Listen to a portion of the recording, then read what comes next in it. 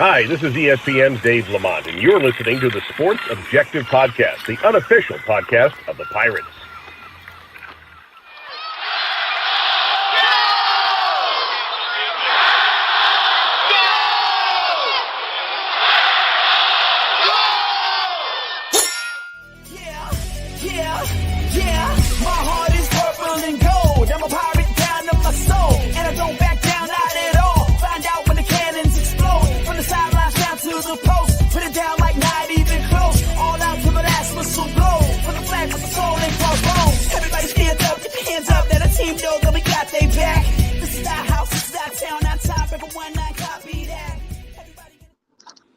Welcome into the Sports Objective. We appreciate everyone tuning in whenever and however you are watching or listening.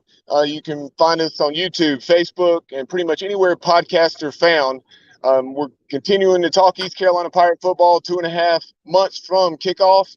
And back at the end of spring ball, we heard from Mike Houston and staff, and Coach Houston actually was on the program and talked about how he would continue to add pieces to the roster throughout the summer months. And right now, very excited to be joined by one of those new pieces to the East Carolina football roster from Germany, Max Lantzsch. Max, we appreciate your time. Thank you for having me. Thank you very much. Appreciate it. Absolutely. We know the significant time difference. It's about 10:15 in the evening for you. So really appreciate your time. Appreciate you coming on with us on such short notice. But, if you would, before we talk about, what really excited you about coming to East Carolina, if you would just talk about everything that's, just how you found out, just your exposure to Division I college football there in Germany. Yeah, definitely. So like 4 or 5 years ago, I started playing football in Germany. I played for my hometown team in Germany. It's more like a hobby over here. I started playing for fun, just try to start something new. And then I had that feeling. I knew I can play on a higher level. So I tried to go to a bigger club in Germany and I played for them. And I don't know, somehow I just made it to the national team. And then I got recruited by a non-profit organization. They tried to place kids from Europe in the States. And yeah, I told them I wanna play in the States, high school football or college football, whatever needs to go first. And so I decided to go to a high school. So I played there for 2 years now in Georgia. And I always had the dream that I want to go to the next level after high school. But I mean, y'all know it's a tough way. It's hard. It's difficult, especially if you're from Germany. It's completely different over in the States. It's faster. It's more physical, more complicated. So I had to get used to that. And I just gave my best. And at the end, it worked out for me and was definitely a good experience, but definitely a tough one. You talk about a faster, more physical game. I know I was reading that when you came over from Germany that you were about 6'4", 6'5", shy of 200 pounds, and now you're 6'6", and about 245 or 50 pounds. Yeah, I'm 6'6", 250 now, and I came here and I was 6'5", 185 or something. So I was a skinny wide receiver. Came over to the US, and my coach told me if I get some weight on, there's a good chance for me to play tight end or defensive end at the next level. So I gained 30 pounds my first year, and then after my junior season, I was maybe 225 or something. And then after my senior season, I was if I want to make it to the next level, I need good film, but I also need to be big in person. So I tried to get up to 250, and it worked out. And I'm still fast, physical, so I'm still running a 4.6 40 time, and 6'6", 250. Yeah, that's one of the things that really stood out to me when I was reading about you. Is your 4.6 speed over 40 yards at that size. I'm sure that's one of the many things that jumped off to Coach Latrell Scott at East Carolina, and obviously Mike Houston, Donnie Kirkpatrick, and the rest of that offensive staff. Yes, sir. So talk about how you met Coach Scott and that East Carolina coaching staff. You had heard of the Pirates program, and you drove from, I guess, there in the state of Georgia, 7 or 8 hours up to Yeah. Greenville to go Yeah. through the camps? Yeah. So I went to a lot of camps in the summer, like first weeks of June. And I mean, I played in Georgia, so I heard about ECU in the past, and I went to a lot of camps, and ECU came to, I think, the second camp. Like I was at LaGrange or something. They had like 40 schools there, and ECU was one of them. And they told me they want to see some tight end stuff, some blocking drills and stuff like that. So I met some of the coaches, and then the head coach wasn't there, so I told them I'm interested, but they told me if I want to get the chance to see the head coach and all the other coaches, I have to get on campus for a camp or something. So yeah, we scheduled the time when they had a camp. So yeah, I just signed up for the normal camp, and then I drove 7.5 hours all the way up to campus from downtown Atlanta, where we stayed at that time. And yeah, I mean, it was definitely worth it. And then I got my offer the same day, right after the workout. And yeah, I committed.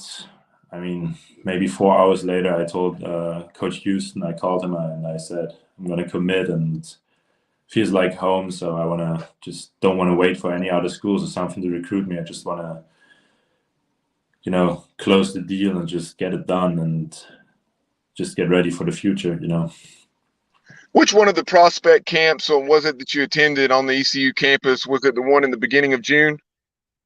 Yeah, I think it was June the 10th or something, or 9th. It was last week, Saturday. Okay. Yeah. I knew that there was one going on. I was in town for the baseball regionals, and I remember I think both of those first 2 weekends of June, both the regional and super regional weekends, for Pirate fans who were listening, and I'm sure they noticed, there were camps going on with hundreds of prospects there on the Cliff Moore practice facility. Yeah, exactly. Yeah, it was the weekend when they played Texas, and Yes. yeah, so I got to watch that game as well, and yeah, had my workout, and yeah, it was pretty good weekend, I guess. Since you brought up that super regional against Texas, that was such a so much intrigue and so much excitement there at Clark LeClaire Stadium in the jungle. As a football prospect, just talk about what that meant to you to get to see Pirate Nation in action, so to speak, even though it was, right around 6,000, a little less than 6,000 fans, at least what was announced. I think there was more than that actually there, but, right around 5,800 as far as announced attendance. Just imagining, multiplying that by 9 or 10 with Dowdy-Ficklen Stadium, it's going to be crazy. Yeah, I mean, like I said, it's different in the US. It's not like that in Germany, and we don't have baseball and stuff like that. So it was definitely a crazy experience to see all the fans out there. And yeah, I mean, the coaches told me when we have football games, it's going to be 10 times more. So it was definitely really exciting to see that. And it's just nice, as a recruit, when you go to a school like on a visit or something, and you see that the school has like an actual fan base, because when I went to other schools, they didn't have, I mean, some of them didn't have a good fan base. And I mean, I want to play in a stadium that has like fans in it, it just, I don't want to play in a stadium that is empty or something. So it was definitely a great experience, and definitely a key element on the way to my commitment. When you were on your visit, I know current East Carolina starting quarterback Holton Ahlers was in attendance at those baseball games. Just talk about some of the current players that I know I'm putting you on the spot here, but as far as, Holton Ahlers, Mason Garcia, who's the backup quarterback as we speak, some of the players that you may have had the opportunity to interact with. Yeah. So when I was on campus, I didn't meet any players. It was like I just met the Australian kicker because, I mean, he was out there practicing or something, and it was a specialist camp in the morning. So I met him, and which is pretty cool. I mean, he's another international kid, and probably had the same kind of process going on when he came there. And yeah, I mean, it's definitely a team with a great future, and it's what Coach Houston told me and Coach Scott. They had like, I think 60 receptions for the tight ends last season, which is pretty impressive. Because my high school, we had probably 5 in total or something for all the tight ends last season. So I'm definitely ready for that, and yeah, I hope I can bring my part to the team and to the success of the team. Yeah, no doubt. Like you talk about that emphasis that Coach Houston and the staff place on the tight end position. The room was very bare, we'll say. Not really any tight ends on the roster to speak of when they took over back in December of 2018, and they've built that room into what it is now with the likes of Ryan Jones, who had such an excellent season a year ago. Shane Calhoun had a solid year. And like you said, it was the best production East Carolina has received out of the tight end position since way back in 2015. Yes, sir. Yeah, it's definitely just a great thing to see if you see a team playing with tight ends, because I mean it's a great opportunity to have more possibilities for plays in your playbook, and yeah, it's just the way I like to play the game. And yeah, I mean, I'm definitely a physical tight end. I can block, and that's what I did at my high school. We had a pretty good run game, so I used to block like, I don't know, 40 plays a game or something. So pretty exciting, yeah. I know you didn't have the opportunity to meet any players, like you said, on your visit last weekend, but Keaton Mitchell, one of the Pirates' top running backs, the top running back a season ago, he had a tremendous year, a ton of 60, 70, 80-yard touchdown runs for him. And I'm sure the coaching staff referenced him on the visit. But like you said, there's so many tight ends that we have on the roster, but they're used in a variety of ways, both attached to the line of scrimmage, so to speak, or split them out in the slot and have the opportunity to use them that way to create mismatches on the defense. Definitely, yeah.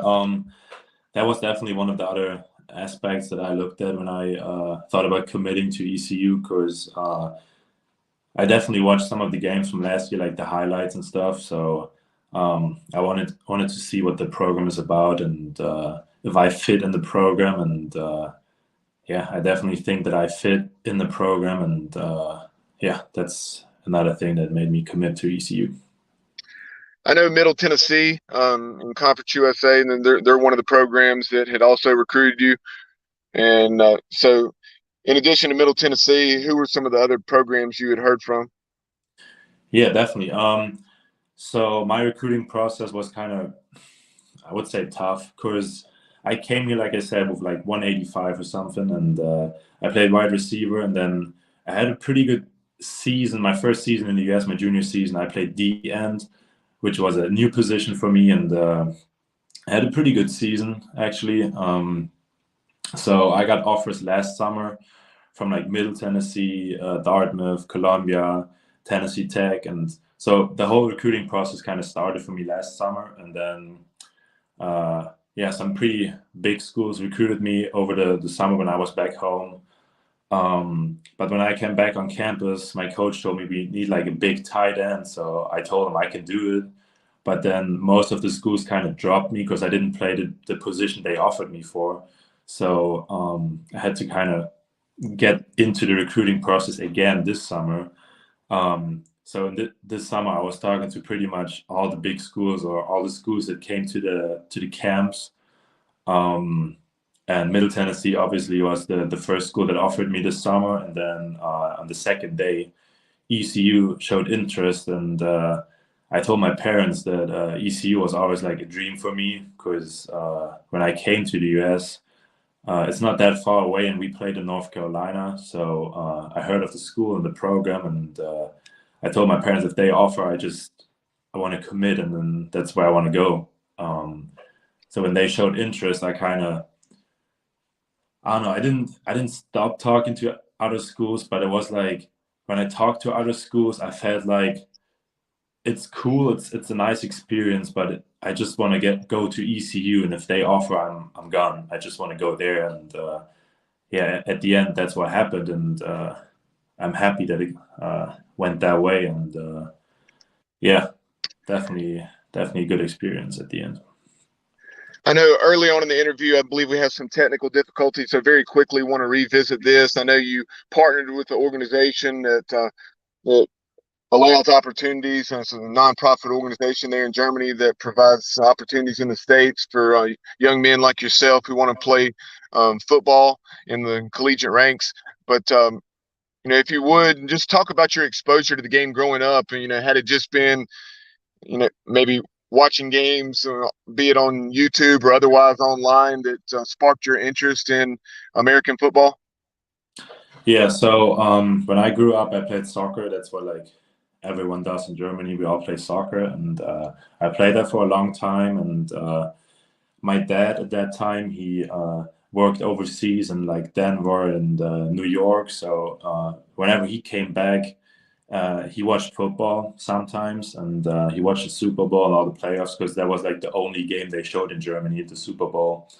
Um, so I kind of started watching it with him. And then I think in like 2017 or something, they started showing like 3 games a weekend or something of the NFL season. So I started watching that, and then I don't know what kind of motivated me to start, but I just told my parents I want to start playing football, and they said, "All right, then go for it, do it if you want to do it and have fun, try it, and maybe you like it."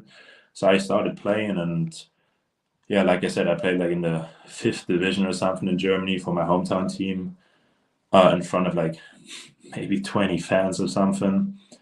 Um, and then, yeah, after 2 seasons or 1 season of flag football, I went to my like a bigger team close to my hometown. They play in the first division in Germany. They're the current national champion. So I played for them 1 season, and then COVID came and everything. COVID hit, um, and that's when I got recruited for the national team. And that's that same month, like November 2019. Um, that was when that nonprofit organization came up to me and was like, "If you want to try your best to play in the U.S., then we should go for it right now." Because we didn't have any games in Germany because of COVID, so there was just one chance. If I want to play in 2020, I have to go to the US. So I was like, I want to play and I want to make it to the next level. So I told them, yeah, let's try it. And then I ended up playing for Raven Gap. Yeah, as awful as the COVID-19 pandemic obviously was, it's awesome that an opportunity like that, it may have happened anyway, but it sped things up for you, and it certainly worked out with you earning the scholarship to East Carolina University. A couple more things for you here, Max, and I know it's early on in the process, but do you have any idea what you would like to study when you get to ECU? Yeah. So I thought about it the last 2 years when I went to high school in the US, and I thought about business, international business or something like that, because that's obviously something you can do, or you can use that degree wherever you go. And if I stay in the US, I can use that. And if I want to go to Germany, back to Germany after college, and I can still use that over there. So that's definitely something I thought about, but I'm not 100% sure yet. And making that transition a couple years ago to going to school here in the States, obviously your family, all that distance away back at home in Germany, and just talk about that, and maybe mention 2 or 3 things, like what were the most challenging aspects of that transition? Yeah. So like I said earlier, it's definitely different in the US. It's all bigger. It's faster. It's more physical in the way of football. But also when you go to high school in the States, it's it's just different. It's like a whole different atmosphere. Like all the students, they support the whatever track and field team, they support the soccer team, they support the football team. And in Germany, it's not like that. In Germany, if you want to play soccer, if you want to play whatever, if you want to be a part of the track team or something, you have to go to a club team. And we don't really have sport teams or something like that connected with a school in Germany, with high schools. So that was definitely the biggest difference. And then, like I said, Raven-Gabel was a boarding school, so I stayed on campus, and especially the first year, because of COVID and everything, we had a pretty good football season, but after that it was just staying on campus over the weekend, and then practice and morning lifts and everything during the week. So it was just a grind, It was just, I had my goal, my vision for 2022, and I was pretty much just work, It was not just, I don't know, hanging out with friends or something. It was just that one goal in my mind, and just trying to focus, and it worked pretty good. And yeah, it was definitely a great experience, and a good experience, but definitely not the easiest. It wasn't an easy way or something. Being away from my parents and being away from my friends back home, because like I said, COVID hit in like April or something in 2022, and I left in July, I think. So I pretty much left everyone behind, and had to make new friends in the US and get used to the pace on the field and in the classroom. So it was definitely different, but I liked it and I got used to it, and yeah, good decision. And when are you going to be coming back to the States? So right now I talked to the coaches, and we talked about July, like the last 2 weeks of July or something, because I'm going to try to get my parents with me, just for them to see campus and everything, and meet the coaches. And then, yeah, I'm going to be on campus, I guess, late July. Sounds good. Well, Max, once again, we certainly appreciate your time. Have really enjoyed this 20-minute or so conversation, and really excited to have you as a member of the East Carolina football program. And we look forward to catching up with you maybe at Media Day, or whenever you're here in the States here in the next month or so.